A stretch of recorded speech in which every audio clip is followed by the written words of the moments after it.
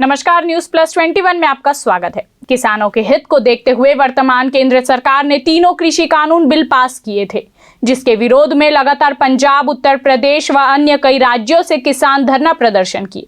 लगातार बढ़ते विरोध व किसानों की मृत्यु को देखते हुए मोदी सरकार को तीनों कृषि कानून बिल वापस लेने पड़े थे।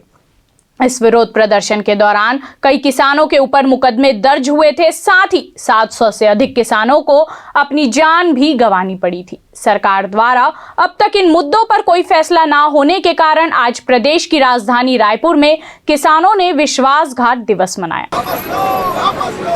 किसानों के ऊपर लगाए गए एमएसपी गारंटी कानून लागू करो, एमएसपी गारंटी कानून लागू करो। किसान मजदूर एकता जिंदाबाद, किसानों के साथ धोखाधड़ी नहीं चलेगी। दरअसल बिल वापसी के दौरान किसानों के साथ हुई बैठक में यह भी फैसला लिया गया था कि किसानों के ऊपर दर्ज सभी मुकदमे खत्म हो जाएंगे। साथ ही इस विरोध प्रदर्शन के दौरान जिन किसानों की मृत्यु हुई है उनको मुआवजा राशि भी प्रदान किया जाएगा, किंतु केंद्र सरकार द्वारा अब तक इस पर कोई फैसला नहीं लिया गया है, जिसको लेकर आज प्रदेश की राजधानी रायपुर में बड़े पैमाने पर विश्वासघात दिवस मनाया गया। विश्वासघात मना रहे किसानों ने केंद्रीय गृह राज्य मंत्री अजय टेनी पर अब तक कोई कार्रवाई न होने पर भी विरोध जताया। साथ ही रायपुर कलेक्टर को इस विषय पर संज्ञान लेने के लिए ज्ञापन सौंपा गया। आज इस पूरे मामले पर विश्वासघात दिवस मनाने आए हुए कुछ किसानों से हमारे संवाददाता विनाश दुबे ने खास बातचीत की। आइए देखते हैं क्या कुछ कहा किसानों ने। नमस्कार, न्यूज प्लस 21 में आपका स्वागत है। इस समय हम जो है घड़ी चौक में मौजूद है और यहाँ पर छत्तीसगढ़ रायपुर के बहुत सारे किसान हैं जो कि मामला दिल्ली का। पहले कुछ दिन पहले आपने देखा था कि 3 कृषि कानून भी लाए गए थे किसानों के भले के लिए, लेकिन किसानों ने लगातार दिल्ली, पंजाब और गाजीपुर कई जगहों पर आंदोलन किया। तत्पश्चात मोदी सरकार को कृषि कानून बिल वापस लेना पड़ा, लेकिन उस आंदोलन के दौरान बहुत सारे किसानों के ऊपर मामले दर्ज कराए गए थे जो अभी तक वापस नहीं किए गए हैं। उसको लेकर के आज जो है विश्वासघात दिवस मनाया जा रहा है यहाँ छत्तीसगढ़ के रायपुर राजधानी पर। आइए कुछ किसान भाई हैं, उनसे बातचीत करते हैं क्या है पूरा मामला। दिल्ली सीमाओं पर जो केंद्र सरकार के द्वारा जो किसान, कृषि और आम उपभोक्ता विरोधी जो कानून लाया गया था, उसके खिलाफ में पूरे दिल्ली सीमाओं के साथ साथ पूरे देश भर में आंदोलन चला, जो करीब 13 महीने तक ये आंदोलन चली।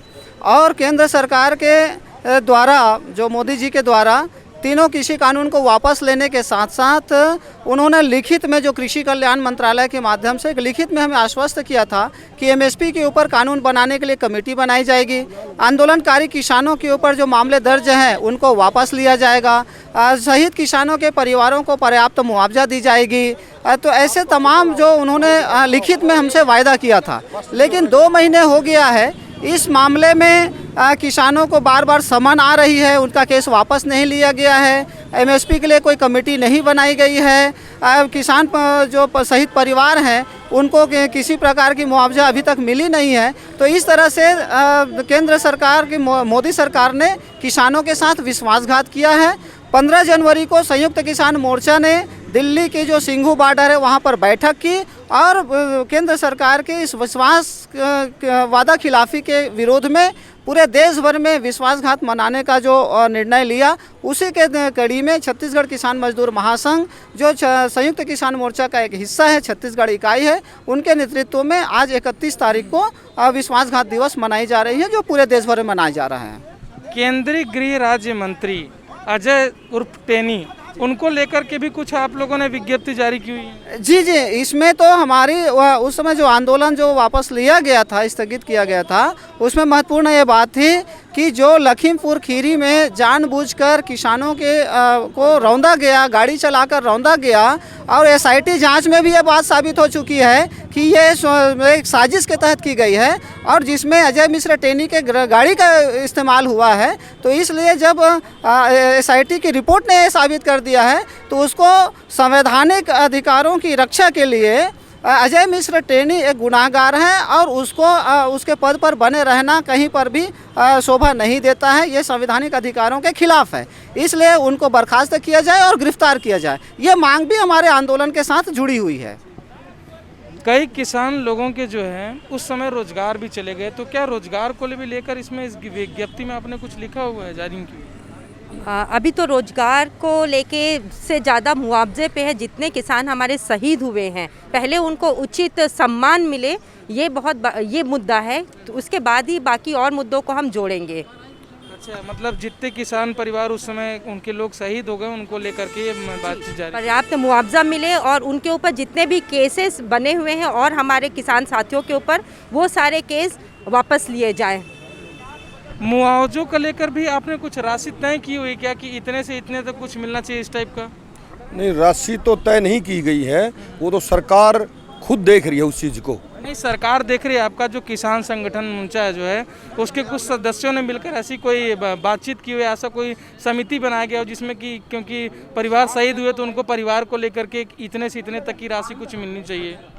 25 लाख रुपए के आसपास हुई थी उस टाइम पे, लेकिन सरकार 10 लाख रुपए बोल रही थी, लेकिन वो कोई भी काम अभी तक नहीं हो पाया है। ना 25 पे कुछ हुआ, ना 10 पे कुछ हुआ है।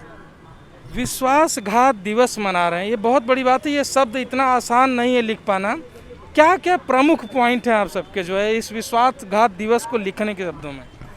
देखिए, जो समझौता हुआ है उस समझौते के तहत अभी तक से कोई भी बात सामने नहीं आई है, इसीलिए हम यहाँ पे विश्वासघात दिवस मना रहे हैं और कोई कारण नहीं है।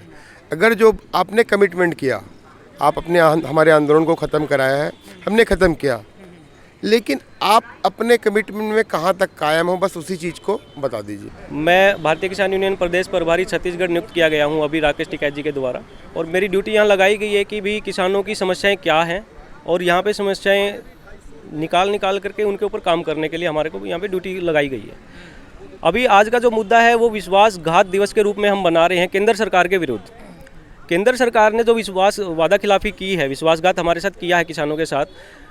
9 दिसंबर को जो एक पत्र केंद्र सरकार की तरफ से संयुक्त किसान मोर्चा को भेजा गया था, उसमें स्पष्ट तौर पे जितनी भी हम लोगों की मांगे थी, चाहे वो केस को लेके हो, चाहे वो लखीमपुर कांड को लेकर हो, चाहे वो MSP गारंटी कानून को लेकर हो, जितनी भी हमारी मांगे थी और तीनों काले कानूनों के खिलाफ जो हमारी मांगे थी उनको उन्होंने मानते हुए हमारे को आश्वासन दिया था कि भी आप लोग जाइए, आप आंदोलन स्थगित करिए, हम लोग सभी राज्य सरकारों को पत्र भेजेंगे और इन्हीं मांगों के ऊपर हम काम करेंगे और जल्द से जल्द इनका निवारण कर देंगे। लेकिन उनमें से एक भी मांग पूरी नहीं हुई किसानों की, और किसानों को आज विश्वासघात दिवस के रूप में एक दिवस आज बनाना पड़ा। 31 जनवरी को हमने इसको निर्धारित किया गया संयुक्त किसान मोर्चा और भारतीय किसान यूनियन की तरफ से। उसी के आह्वान पे आज हम किसान एकत्रित होकर के अपने कलेक्टर साहब को ज्ञापन देंगे, जो राष्ट्रपति जी के नाम और PM नरेंद्र मोदी जी के नाम पर रहेगा।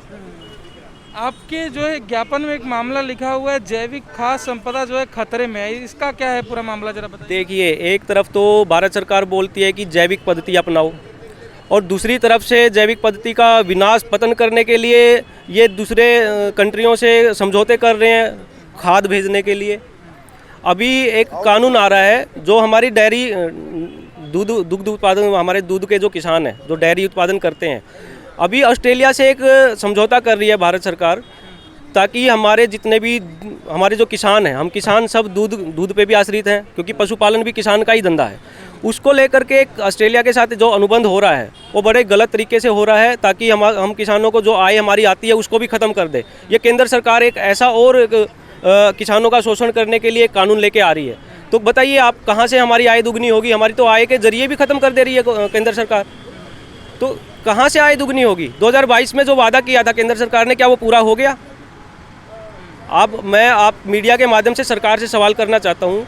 प्रधानमंत्री पद बड़ा सम्मानित पद होता है और हम बड़ी ही उत्सुकता से वोट करके प्रधानमंत्री जी का चयन करते हैं। हम लोग अपने घरों से निकल के वोट करने जाते हैं ताकि हम प्रधानमंत्री चुन सकें, लेकिन प्रधानमंत्री जी अपने पद का दुरुपयोग करके किसानों का हनन कर रहे हैं। कहाँ तक उचित है?